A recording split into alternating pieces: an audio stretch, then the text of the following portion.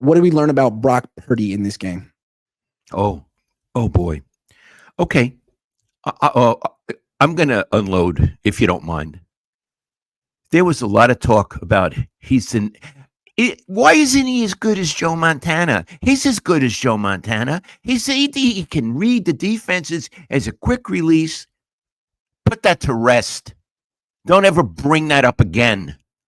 This kid has to win at least Super Bowl before we even mention the name Joe Montana in connection with his name. Mm-hmm. He is not Joe Montana. He is not a replica of Joe Montana. He has nothing to do with Joe Montana. So that's out of the discussion. Would you agree with that? Yes, thank you very much. It was ridiculous, and now it's over. Over.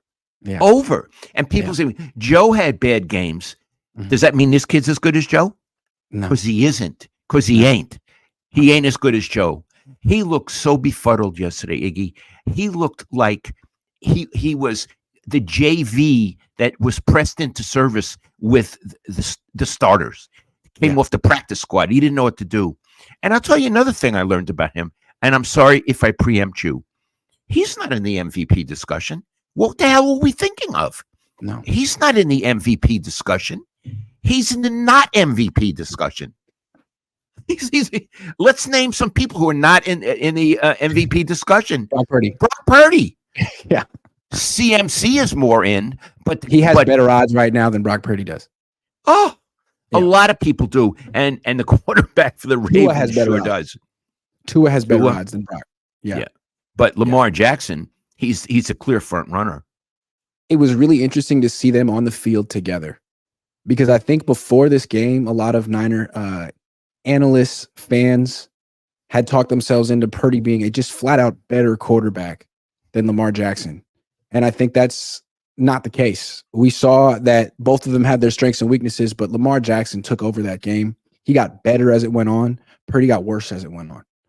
Clearly. Right. And you got one guy who makes play after play after play after play outside the pocket, and another guy who makes some plays, but also when forced to make a lot, makes some serious mistakes. You know, Cam Newton was really right on what he said about them. Would you remind our viewers what he said about them? He said, look, Brock Purdy's really good, but he's a game manager, not a game changer. Lamar Jackson is a game changer. And I think we saw the difference on the same field yesterday. Yeah. Yeah. And I think what was disconcerting for Brock is that he leaves the game. He got progressively worse.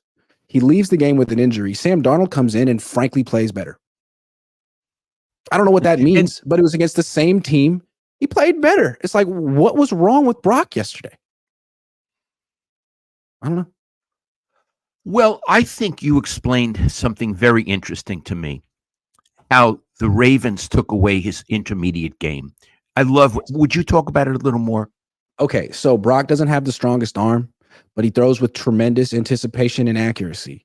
So he can throw passes over the middle that don't really travel that far through the air, but he can throw them before the receiver makes his break. He can throw it to a spot, and he trusts his guys to get there. And he's good at that.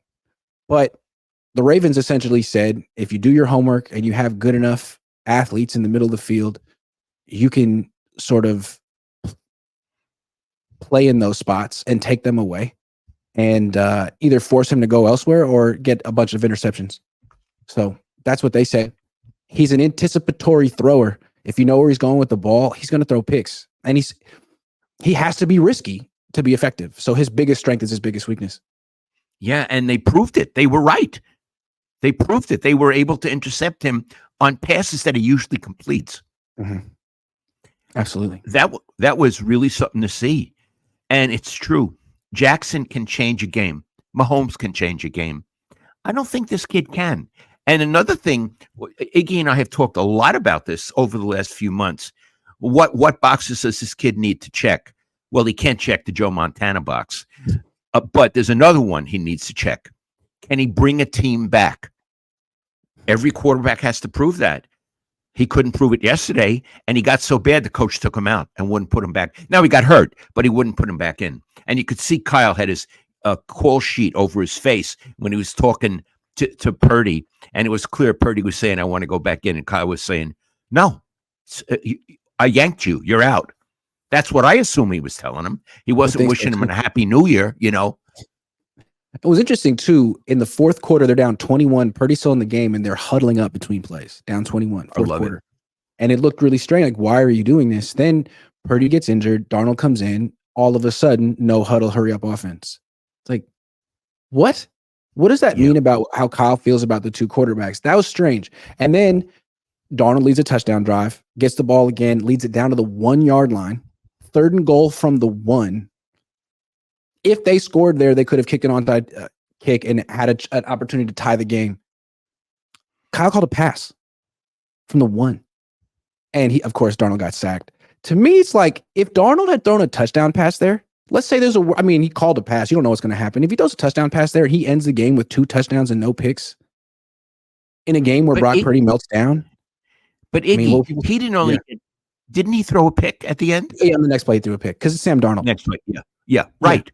Yeah. So he threw. I don't know what Kyle season, but that's Sam. There were 5 picks in all, and my reading of Darnold, and let's not stay with him very long. He does very nice things, and then he louses them up right away. Correct. That's his whole pattern, and he did it again. We saw it yesterday. Yep, in 1 quarter. Took him 1 quarter. Yeah. Yes, he did. That's his pattern.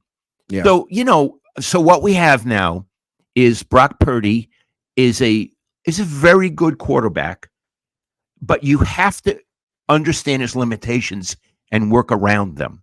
Yeah. And if a team has good enough linebackers and like safeties to inhabit the middle of the field, you can make them look really bad, like he looked in training camp. Yeah, that's right. And, Fred Warner said after the game, like, hey, we're not going to overreact to this loss. It's not going to, it's not going to shake our confidence or anything. Whenever he says something's not going to happen, I always feel like that's exactly what's happening. And I think, of course, with a football team, a lot of your confidence is derived from how you feel about your quarterback. He's the most important player on your team. And I think all year the Niners have been sort of fueled by our quarterback's underrated. People don't understand. He's really the best. He really is the MVP, and we're going to show you guys. And now they have to look in the mirror and realize no, that's just something you were telling yourselves. He's better than Jimmy Garoppolo for sure, but you don't have the best quarterback in the league. And when you're in the playoffs, you're going to have the second best quarterback on the field in some big game. You are, and he may have to bring you back at the end of a game, and he hasn't proved yet that he can do it. I'm not saying he can't, but I'm beginning to have more doubts. I'm beginning to have more doubts as well.